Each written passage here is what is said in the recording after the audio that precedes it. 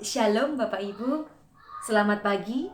Sebelum kita beraktivitas hari ini, mari kita terlebih dahulu bersaat teduh melalui lentera anugerah GKI Sumut Klasis Medan 1. Mari kita berdoa. Bapa kami yang di surga, kami berdoa di pagi hari ini dalam ucapan syukur kami atas kebaikan Tuhan dalam hidup kami. Hari ini Bapa, kami ingin mengawali hari kami dengan firman Tuhan menjadi bekal dan kekuatan di dalam hidup kami. Berfirmanlah ya Tuhan, karena kami siap mendengarkannya. Di dalam nama Tuhan Yesus kami berdoa. Amin. Baik Bapak Ibu, firman Tuhan pagi hari ini akan saya bacakan dari Kisah Para Rasul pasal 23 ayat yang pertama. Demikian firman Tuhan.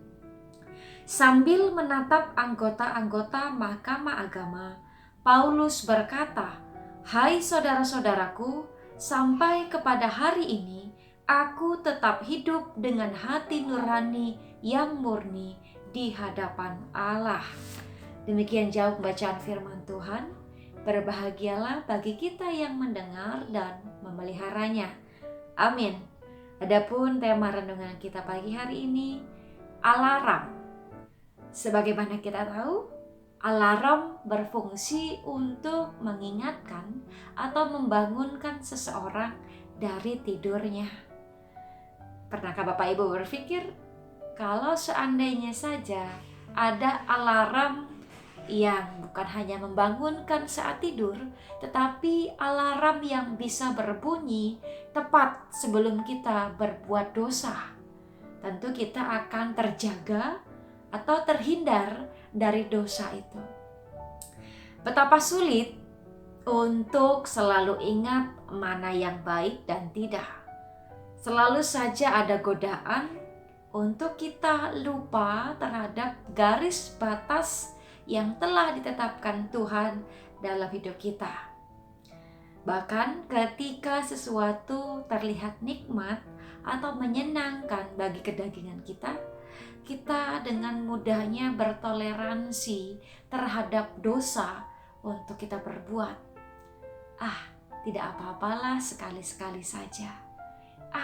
Tidak apalah, karena hanya kecil dosanya. Apakah memang benar tidak ada alarm untuk dosa kita?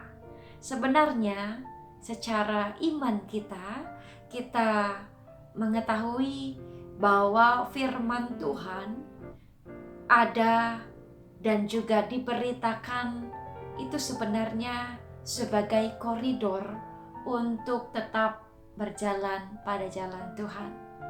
Firman Tuhan yang selalu dibaca dan diperdengarkan adalah sebagai alarm untuk kita bisa membatasi diri dalam bertindak dan berbuat sesuatu, supaya tidak selalu berdosa, tidak selalu salah. Maka firman Tuhan sebenarnya sudah menjadi patron dalam hidup kita orang percaya. Lalu yang kedua, selain firman Tuhan, ada Roh Kudus yang dicurahkan kepada setiap orang percaya untuk selalu mengingatkan, membimbing, menuntun kita supaya tidak jatuh ke dalam dosa. Tapi Bapak Ibu, sayangnya saya dan Bapak Ibu kadangkala lebih sering memasukkan firman Tuhan dan Roh Kudus pada ruangan paling belakang di dalam hati kita. Lalu ada yang ketiga, hati nurani sebagai manusia. Nah, inilah sebenarnya yang juga diberikan Tuhan kepada setiap ciptaannya, terutama manusia secara spesial memiliki hati nurani sebagai alarm untuk berbunyi sebelum kita berbuat salah. Contohnya saja, ketika ada sedikit kata-kata yang salah keluar dari mulut kita mulai tidak tenang dan gelisah di hati.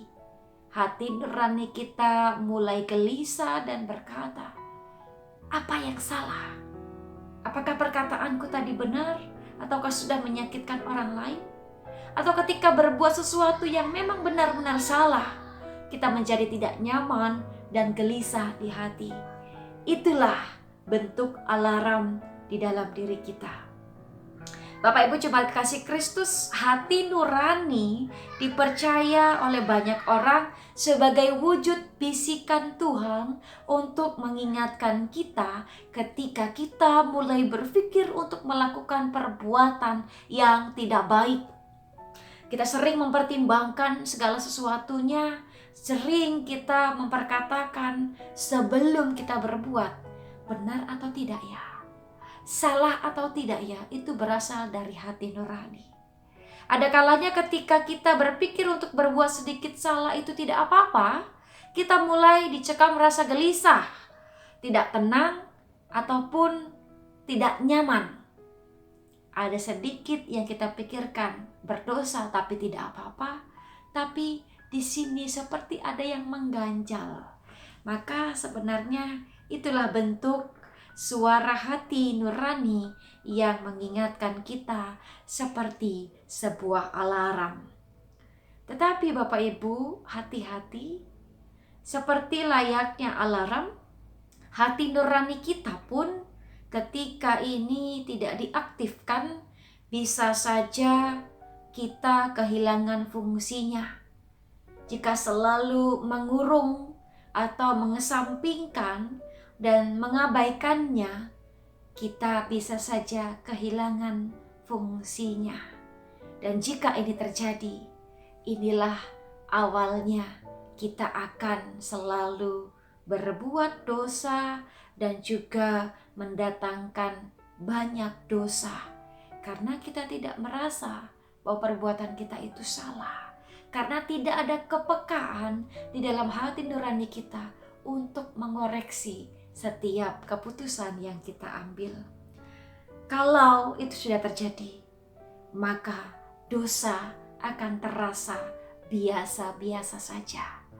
Kalau hati nurani sudah kehilangan fungsinya, maka kita tidak akan pernah merasa bersalah di hadapan sesama, di hadapan Tuhan juga.